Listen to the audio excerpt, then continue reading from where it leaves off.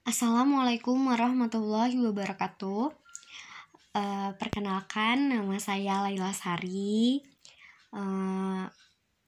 Saya akan salah. Assalamualaikum warahmatullahi wabarakatuh. Perkenalkan, nama saya Laila Sari. Saya dari kelas A01 akan mempresentasikan proposal saya yang berjudul tentang analisis peran guru dalam penguatan pendidikan karakter terhadap peserta didik pada masa pandemi COVID-19 di SD Negeri 257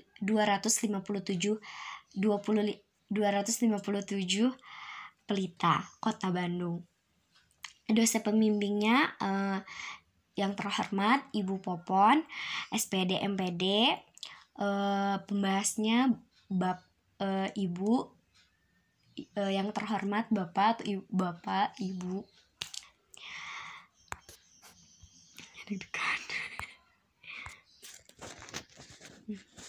Latar belakang dari masalah proposal saya. Yang pertama itu adanya surat edaran tentang pembelajaran dari rumah, pembelajaran daring dan pembelajaran luring. Kemudian Peraturan Presiden Nomor 87 Tahun 2017, yaitu tentang perihal penguatan pendidikan karakter. Tujuan dari peraturan ini yaitu untuk membentuk pribadi bangsa yang berbudaya melalui penguatan pendidikan karakter yang digali dari budaya bangsa Indonesia sendiri. Selanjutnya ada 5 nilai karakter dari peraturan tersebut. Yang pertama itu ada religius, ada nasionalis, ada mandiri, ada gotong royong, dan integritas. Kemudian Undang-Undang Nomor 20 Tahun 2003 terdapat pengajaran pendidikan karakter.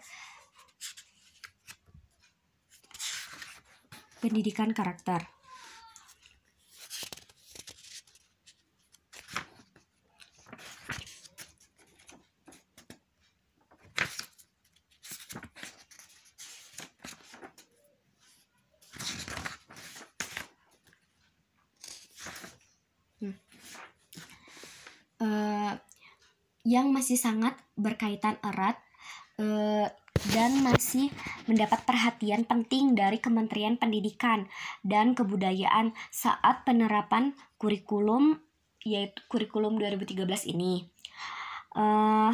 Melalui adanya pendidikan karakter dapat membentuk dan menghasilkan peserta didik yang diharapkan baik, sopan santun, jujur, bertanggung jawab, dan berperilaku yang baik pada yang lainnya.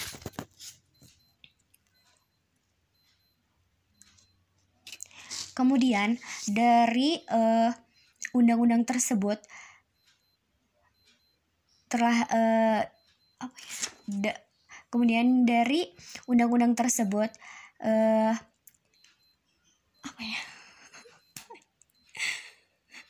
terbentuklah peran guru dalam penguatan pendidikan karakter.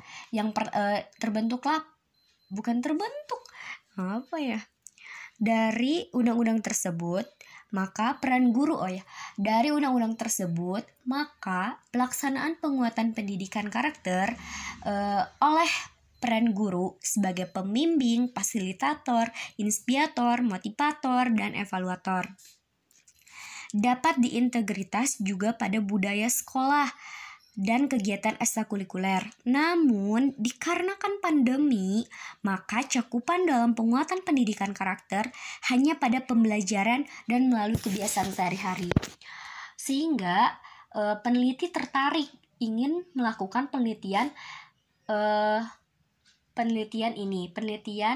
analisis penguatan pendidikan karakter, analisis peran guru dalam penguatan pendidikan karakter di masa pandemi. Selanjutnya, pertanyaan penelitian. Yang pertama, bagaimana peran guru dalam perencanaan penguatan pendidikan karakter? Kemudian, Bagaimana peran guru sebagai pembimbing, fasilitator, inspirator, motivator, evaluator dalam pelaksanaan penguatan pendidikan karakter? Dan yang ketiga, bagaimana peran guru dalam evaluasi penguatan pendidikan karakter? Nah, selanjutnya bukan nggak boleh pakai nah. Kemudian ada tujuan dari penelitian. Yang pertama itu mendeskripsikan peran guru dalam perencanaan penguatan pendidikan karakter. Kedua, mendeskripsikan peran guru sebagai pembimbing, fasilitator, inspirator, motivator, evaluator dalam pelaksanaan penguatan pendidikan karakter. Dan yang terakhir, mendeskripsikan peran guru dalam evaluasi penguatan pendidikan karakter. Selanjutnya ada manfaat dari penelitian. Penelitian ini ada 3 manfaatnya. Yang pertama untuk sekolah dapat memperbaiki pelaksanaan penguatan pendidikan karakter pada masa pandemi saat ini. Kemudian guru dapat memberikan motivasi kepada guru untuk terus meningkatkan pelaksanaan penguatan pendidikan karakter pada masa pandemi ini. Dan yang terakhir untuk peneliti, untuk menambahkan informasi atau pengetahuan dengan mendeskripsikan peran guru dalam penguatan pendidikan karakter. Selanjutnya ada kajian teori atau tinjauan pustaka. Yang pertama itu pengertian dari pendidikan karakter itu sendiri. Menurut Samani dan Haryanto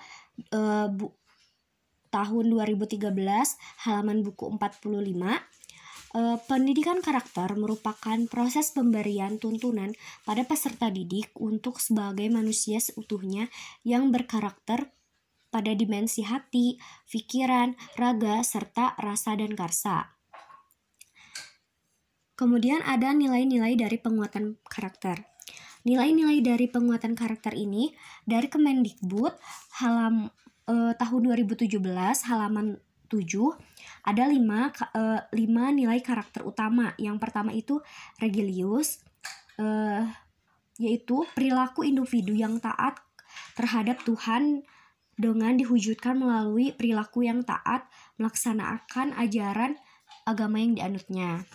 Kemudian ada nasionalis, yaitu bentuk loyalitas terhadap negara di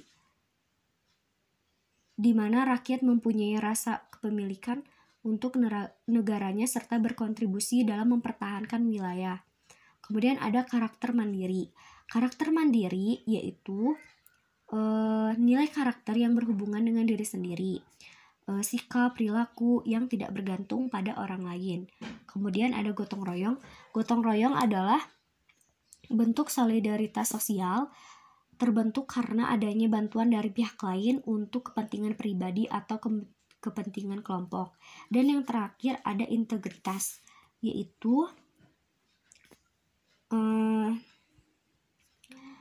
prinsip moral dengan menjaga perkataan dan meyakini apa yang dipercayainya sehingga tetap konsisten dengan pendiriannya dalam kondisi apapun. Kemudian ada tujuan dari penguatan pendidikan karakter itu sendiri. Tujuan dari penguatan pendidikan karakter yang pertama itu mengembangkan platform pendidikan nasional yang meletakkan makna, kemudian membangun dan menggali generasi emas di Indonesia 2045, kemudian mengembalikan pendidikan karakter sebagai ruh serta pondasi pendidikan. Kemudian ada merevitalisasi serta memperkuat kapasitasme ekosistem pendidikan seperti contohnya yaitu kepala sekolah, guru, siswa, pengawas, dan komite sekolah. Kemudian ada menciptakan jaringan perlibatan publik menjadi sumber asal belajar dan di luar sekolah. Kemudian ada melestarikan kebudayaan serta jati diri bangsa Indonesia dalam mendukung gerakan nasional revolusi mental. Dan ada mengintegrasikan pendidikan karakter dalam pembelajaran. Yang pertama itu ada 3.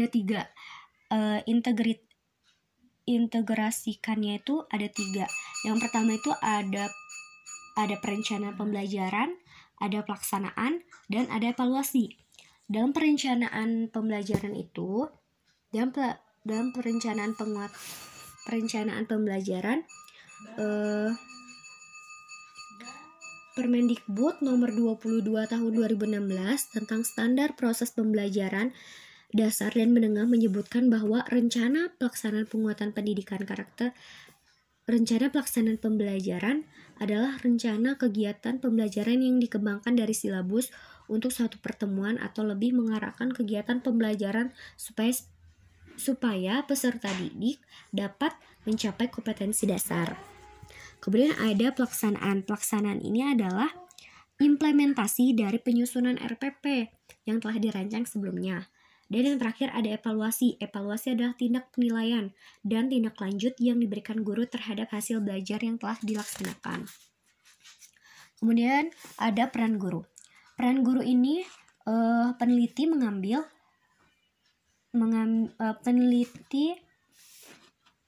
ada peran guru. Peneliti merangkum dari dua teori. Peneliti mengambil dari dua teori. Yang pertama itu ada teori dari Darmidi tentang peran guru. Ada sebagai peran guru sebagai pembimbing, pengelola kelas, fasilitator, mediator, inspirator, invirator, motivator, korektor, inisiator, evaluator, supervisor, dan kulminator. Kemudian yang kedua itu peneliti mengambil dari merangkum dari Hussein nomor buku 2017 halaman 66, guru sebagai korektor, pembimbing, fasilitator, inspirator, motivator, organisator, evaluator. Nah, kemudian selanjutnya peneliti mengambil dari dua teori tersebut, dari beberapa ahli itu merangkum menjadi lima peran guru yang sama. Yang pertama itu ada peran guru sebagai pembimbing, peran guru sebagai fasilitator. Peran guru sebagai pembimbing ini, guru diibaratkan sebagai pembimbing perjalanan yang berdasarkan pengetahuan dan pengalamannya. Kemudian guru sebagai fasilitator, yaitu menyediakan fasilitas yang memudahkan bagi peserta didik. Kemudian yang ketiga, inspirator, yaitu guru menjadi inspirasi bagi peserta didik. Kemudian ada motivator, yaitu guru memotivasi peserta didik untuk semangat dalam belajar. Dan yang terakhir, evaluator, yaitu guru berperan mengumpulkan informasi dan data mengenai keberhasilan pembelajaran yang dilakukan. Selanjutnya ada indikator dari nilai-nilai karakter ini. Ini indikator dari nilai-nilai karakter. Nilai karakternya yang pertama itu Regilius, yaitu indikatornya mengucapkan salam, berdoa, melaksanakan sholat, kemudian sikap dan perilaku yang patuh dalam melaksanakan ajaran agama yang dianut. Kemudian nasionalis itu menghargai jasa para pahlawan, tidak membeda-bedakan teman, hafal Pancasila, menggunakan bahasa Indonesia sebagai bahasa persatuan. Kemudian ada mandiri, indikatornya menyelesaikan tugas sendiri, berani mengumpulkan pendapatnya. Ada gotong royong, indikatornya sikap saling menghargai, melakukan kerjasama dalam kelompok. Dan yang terakhir integritas, yaitu indikatornya mengerjakan tugas secara benar, menerapkan sifat kejujuran, berani mengakui kesalahannya. Selanjutnya ada penelitian yang relevan. Penelitian ini peneliti mengambil tiga peneliti. Yang pertama itu dari Anik Masyaroh 2018. Judul penelitiannya adalah manajemen program penguatan pendidikan karakter di sekolah dasar. Tujuan dari penelitian tersebut bukan tujuannya, langsung ke hasil. Penelitian ini menggunakan metode kualitatif. Hasil dari penelitian ini yaitu perencanaan penguatan karakter memiliki beberapa tahap, yaitu observasi, rapat. Aku baca juga nggak ya? Langsung aja deh kayaknya. Gini aja. Penelitian yang relevan Yang pertama itu Anik Maisaro 2018.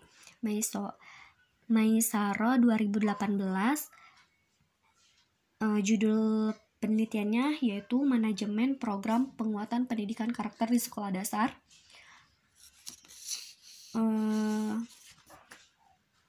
Metodenya menggunakan pendekatan kualitatif, kemudian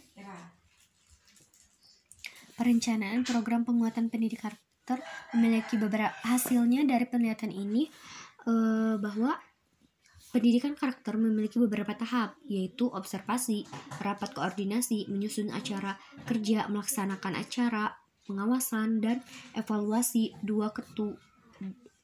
Ketua sekolah dibantu sang tim pengembangan sekolah dan koordinasi sekolah. Pelaksanaan program melalui 4 termin kegiatan, yaitu mengintegrasikan pembudayaan, keteladanan, dan kerjasama menggunakan orang tua. Kemudian ada proses supervisi program bersifat eksklusif. Dan kelima, evaluasi acara melalui 4 tahap, yaitu menyusun rencana evaluasi, mengawasi,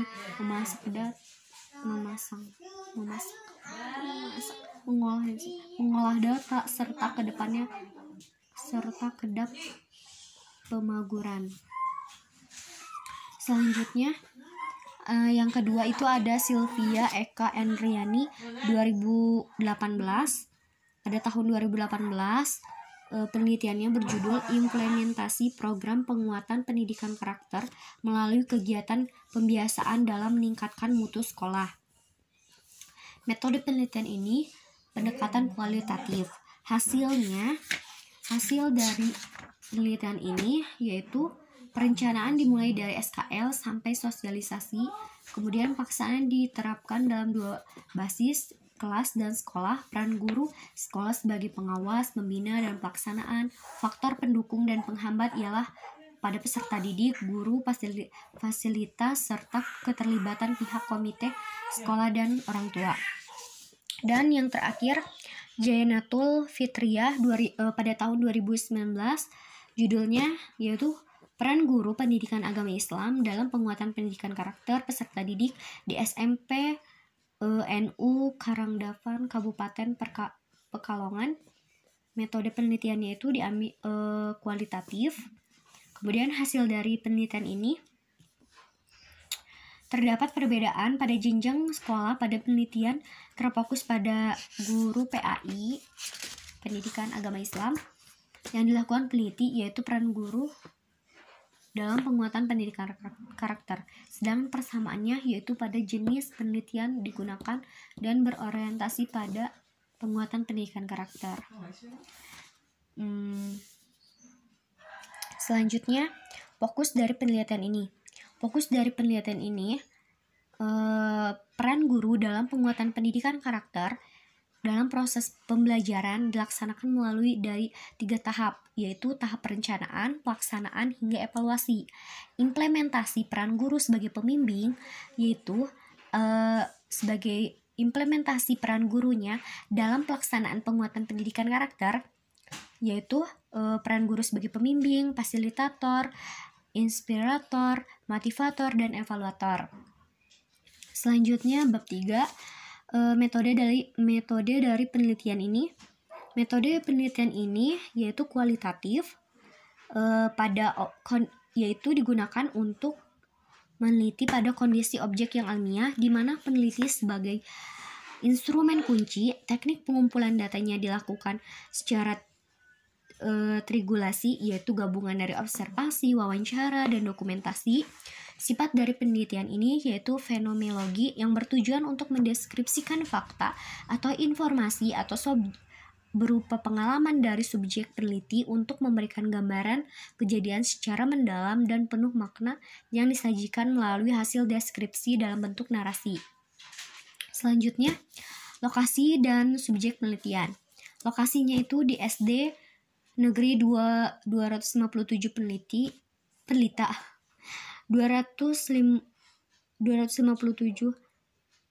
Kota Bandung, karena ini adalah tempat peneliti melakukan PPL, karena tempat tempat peneliti melakukan magang pendidikan. Kemudian subjek penelitiannya, peneliti mengambil informan ada 3. Yang pertama itu ada guru kelas 4, kemudian peserta didik, dan yang ketiga ada orang tua peserta didik. Selanjutnya jadwal dari penelitian ini sebagai berikut. Selanjutnya prosedur pengumpulan datanya. Peneliti mengambil metode triangulasi gabungan, yaitu sumber datanya sama, observasi partisipasi pasif,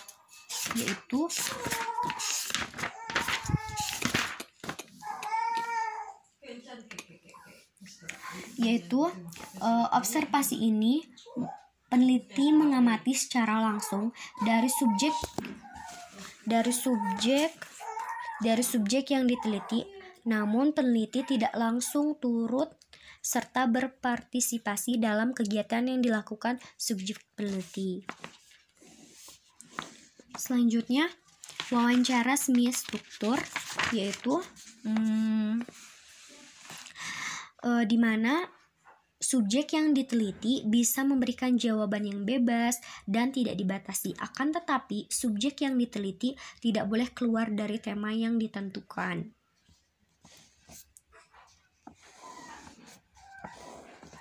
Selanjutnya dokumentasi. Dokumentasinya itu berupa RPP, rencana pelaksanaan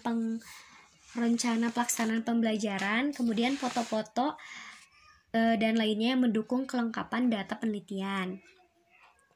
Selanjutnya ada prosedur penelitian. Pada prosedur penelitian ini ada 3 tahap. Yang pertama itu tahap pra-lapangan.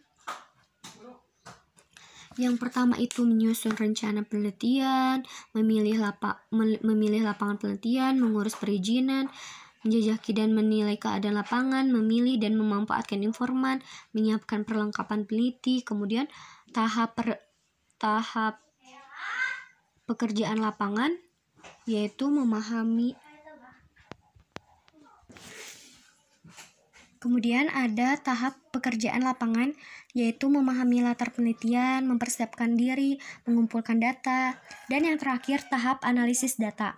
Analisis lama yang dipakai oleh peneliti dan setelah mengumpulkan data. Kemudian tahap penulisan laporan. Selanjutnya prosedur analisis data. Yang pertama, mengumpulkan hasil data yang diperlukan, yaitu kualitatif, data berupa hasil wawancara, semi struktur, dokumentasi, dan observasi partisipasi pasif. Kemudian mengolah dan menganalisis hasil penelitian terhadap data yang telah dikumpulkan, direduksi data, display data, dan verifikasi data sehingga menghasilkan kesimpulan, dan uji keasbahan data menggunakan triangulasi teknik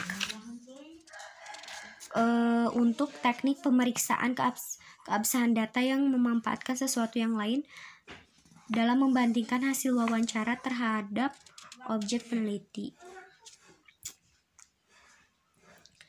Demikianlah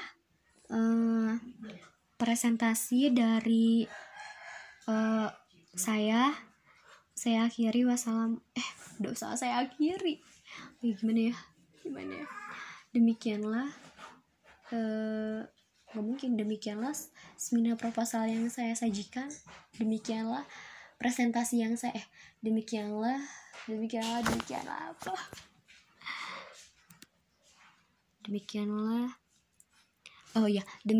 penyajian yang telah demikianlah penyajian yang telah disajikan oleh peneliti. Demikianlah saya akhiri. Wassalamualaikum warahmatullahi wabarakatuh.